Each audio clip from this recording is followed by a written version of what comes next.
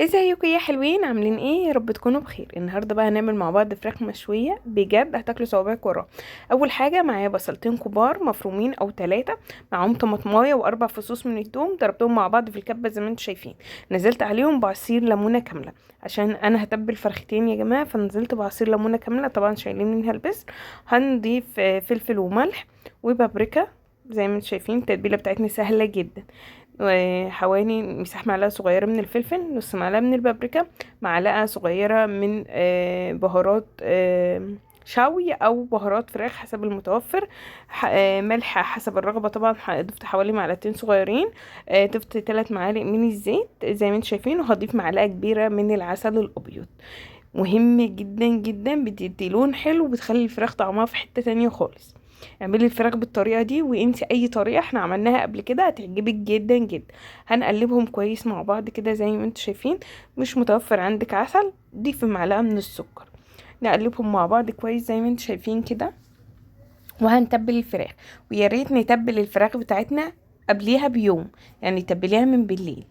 تمام، هنقلب كويس اهو عشان نوزعها. هنجيب الفراخ بتاعتنا غسلينها كويس، مصفينها، مفتحينها من عند العظم كده زي ما شايفين، ومقطعينها كده فتحات من تحت الجلد، من تحت الجلد. مفتحين من عند المفاصل، من عند العظم، مبينينه كده زي ما انتوا شفتوا معايا. ببتدي اتبل الفراخ كده زي ما انتوا شايفين اهو. حتى الصدر بصوا معمول ازاي، مفتوح زي الكتاب كده. بتبله بره وجوه، مفتحه طبعا من عند الكتف. انا عند اي مفصل انا مفتحاه. تمام، يعني تنفع تشوي على الفحم وتنفع تشوي في الفرن. بس انا هشوي لك بطريقه سهله وبسيطه وبرضه بطعم الفحم. بس اهم حاجه ان احنا نتبلها قبلها بوقت كافي، يعني انا تبلتها من بالليل لحد تاني يوم. تمام. وهكذا وهكذا. عايزه اقول لكم ان الفراخ دي انا كنت عاملاها في رمضان. بس يعني كان فيديو كامل، وحسيت ان هي مظلومه وما خدتش حقها. وبجد هي تستاهل، وتعمليها في اي وقت وطعمها حلو جدا جدا بجد. تنفع لو عندك عزومه كبيره تعملي كميه كبيره، ما بتاخدش منك وقت خالص خالص خالص، وتاخدي طعم حلو جدا. تنفع كمان طبعا داخلين على الصيف بقى والحر وكده، مش بنحب نعمل طبيخ او بطاطس او حاجات من دي. فالطريقة دي هتبقى حلوة معاكي جدا. شو جنبها بقى شوية سلطات وعيش وكده، او مكرونة او اي حاجة انت تحبيها شغالة معاكي. وتنفع تتبليها التتبيلة دي، يعني لو جايبة كمية فراخ مثلا، يعني احنا بنجيب حاجة الشهر مرة من الفراخ، فممكن تتبليها وتشيلها متبلة جاهزة في الفريزر. تمام اهو. تبلتها كده زي ما شايفين، وهغطيها وادخلها على التلاجة.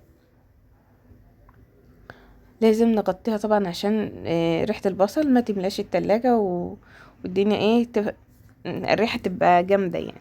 تمام، مكانتش راضية تتغطى مننا.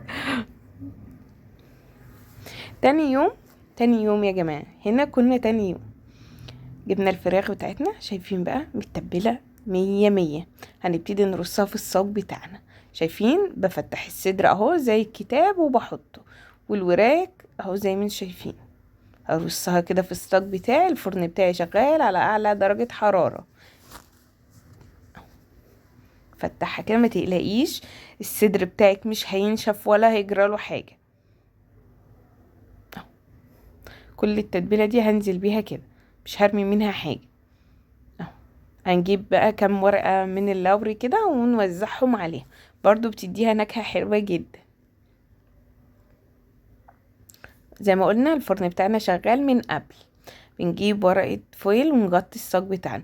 لا ضفنا مية ولا حطينا اي حاجة، مش هنحط غير التتبيلة واللورة بتاعنا، وندخلها فرن مسبق التسخين على اعلى درجة حرارة. على درجة حرارة عندي كانت كام؟ كانت 250. بعد ساعة الا ربع بالظبط بفتح عليها كده وببص عليها اهو. تمام. وبشيل الفويل بقى.